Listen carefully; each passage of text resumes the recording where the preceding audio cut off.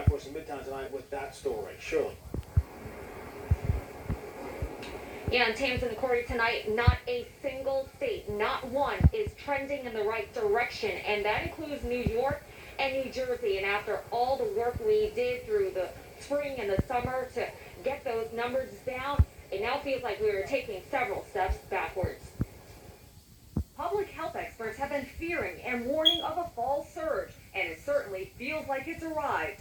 36 states, including New Jersey, seeing a spike in new cases. The Garden State with over 950 positive tests in one day this week. And based on that threshold, under state guidelines, New Jersey would have to put itself on its own 14-day mandatory quarantine list. What's called test positivity, which is often, and in fact invariably, highly predictive of a resurgence of cases, which historically we know leads to an increase in hospitalizations and then ultimately an increase in deaths. The head of the Centers for Disease Control expressing concern that small household gatherings are contributing to the spread. With the weather getting cooler and the holidays ahead, things will even get worse.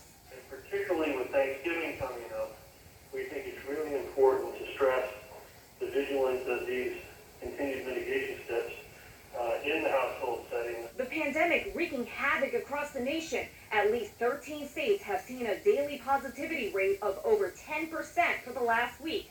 Two of those states, Iowa, where the president is holding an event tonight, and Wisconsin, where he's scheduled one for this Saturday. Social distancing and few masks are seen at his campaign rallies. If you think about unmasked people in mass gatherings, it's like dry, brush in a forest fire. The president is making it easier for the virus to spread in those states. It's very damaging to the public health. There are reports tonight the Trump administration is calling for a herd immunity approach, lifting lockdowns, having life resume to normal, while COVID spreads among the population that may be more immune to infection. But many scientists disagree, calling it extremely dangerous and unrealistic. If you allow this virus to spread, as they are advocating, we are looking at 2 to 6 million Americans dead, not just this year, but every year.